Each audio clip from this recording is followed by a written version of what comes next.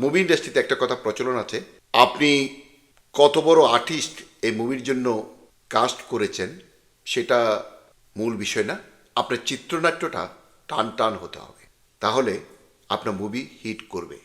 Movie industry বা cinema industry সব কিছু তো ব্যবসা কেন্দ্রিক, বিনোদন বাণিজ্য যেটা বলা হয়, সেখানে একটা মুভি বা সিনেমা হিট হওয়ার মধ্যে সেই সিনেমার সফলতাটা নির্ভর করে। অনেক অনেক সিনেমা আছে যাকে বলে খুব ভালো সিনেমা কিন্তু দর্শক পায়নি।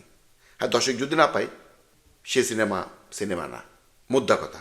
কালকে আয়নাঘর দেখতে গিয়ে আমাদের প্রধান উপদেষ্টা, তার অন্যান্য উপদেষ্টা, দেশি বিদেশি সাংবাদিক এবং প্রধান উপদেষ্টা প্রেস সচিব সবাইকে নিয়ে আমাদেরকে যেটা দেখালেন, আমরা টিভি মারফত যেটা দেখেছি, মনে হলো প্লটটা ঠিক ছিল কিন্তু চিত্রনাট্যটা বড্ড দুর্বল।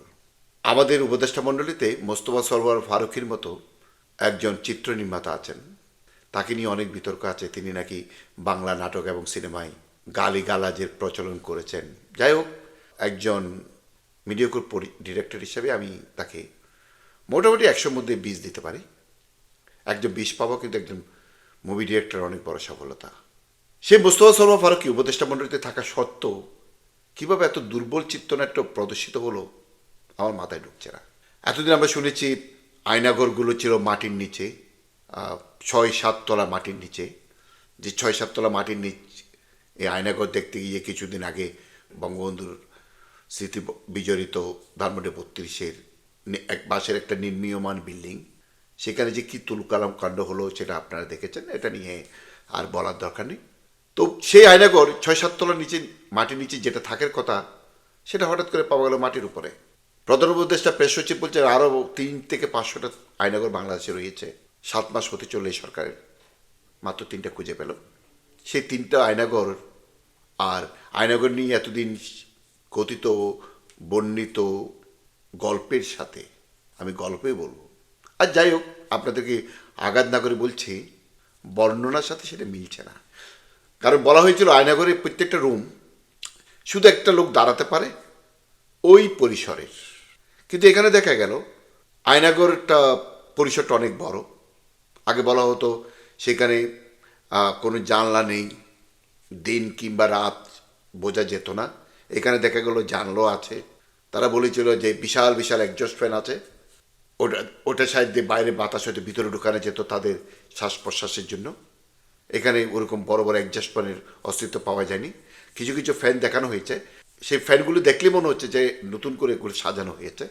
যদি এই ফ্যানগুলো সেখানে যাওয়ার আগ মুহূর্তে বসানো হয়ে থাকে, তাহলে এতদিন একটু করে হলেও মরিচা পড়ার কথা। কারণ হাসিনা চলে গেছেন 6 মাস 6 দিন, 6 মাস 6 দিনও যে কোনো কিছুতে একটু করে হলেও ময়লার আস্তরণ পড়তে পারে।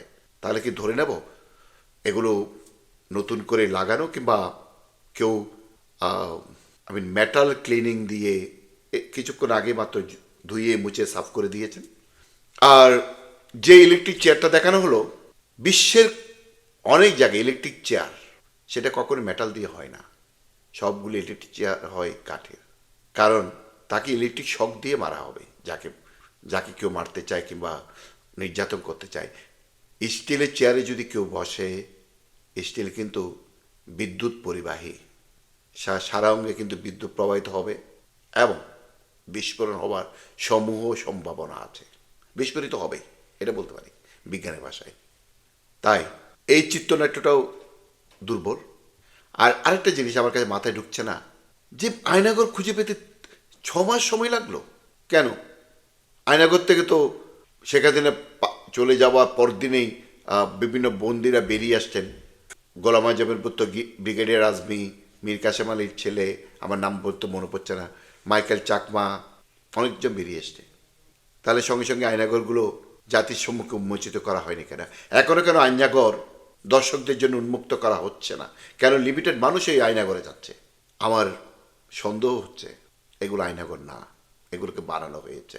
আয়নাঘর নামে কোনো কিছু অস্তিত্ব ছিল না, এখনও নেই। ডিজিএফআই এর টর্চার সেল থাকতে পারে, সেটা বিভিন্ন দেশে আছে, আমাদের দেশেও আছে, সেটা হল করে বলতে পারি। হয়তো সেটাই আয়নাঘর নামে পরিচিতি পেয়েছে। কিংবা নেত্র নিউজের তসলিম খলিল একজন কঠোর মৌলবাদী, যাকে একদম জঙ্গি বলা যায়, সেই তাসনিম খলিল 2022 সালে আয়নাগর নামে একটা প্রতিবেদন তৈরি করেছিলেন এবং এরপর থেকে এটা আয়নাগর নামে পরিচিতি পেয়ে এসছে। আমি আশা করব যারা আওয়ামী লীগের আমলে গুম হয়েছেন, খুন হয়েছেন, খুন হলে তো আর ফিরে আসার সম্ভাবনা নেই, যারা গুম হয়েছেন তাদেরকে উদ্ধারের জন্য সরকার সচেষ্ট হোক। আয়নাগর নামক দুর্বল চিত্রনাট্যটা দর্শকদের সামনে প্রতিস্থাপন না করে বরঞ্চ গুম হওয়া ব্যক্তিগুলোকে খুঁজে আনা হোক, তাদেরকে ফিরিয়ে আনা হোক। একটা আয়নাগর দেখতে গেছেন, একটা লোমহর্ষক নির্যাতন এর স্থান। সে আয়নাগর দেখতে গিয়ে আমাদের প্রধান উপদেষ্টা প্রেস সচিব শফিকুল আলম তার স্ত্রীর সাথে, তার বউয়ের সাথে হাসি মুখে সেলফি তুলছেন এবং আমি কারো মুখে এইটুকু মাত্র বিষাদের ছায়া দেখিনি। ইভেন আসিম মোহাম্মদ সজীব ভুঁইয়া বলছেন, আমি দেওয়াল দেখে চিনেছি এটা আয়নাঘর, কিন্তু রুমটা এত বড় ছিল না, রুমটা ছোট ছিল। তাহলে রুমটাকে কী করে বড় বাড়ানো হয়েছে?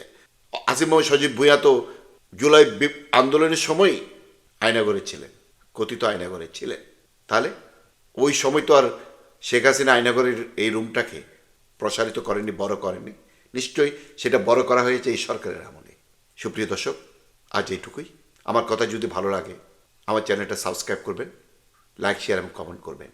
আমরাও আয়নাঘরের অস্তিত্ব দেখতে চাই, সত্যিকারের আয়নাঘর, কোনো ডিরেক্টরের চিত্রনাট্যে তৈরি আয়নাঘর নয়।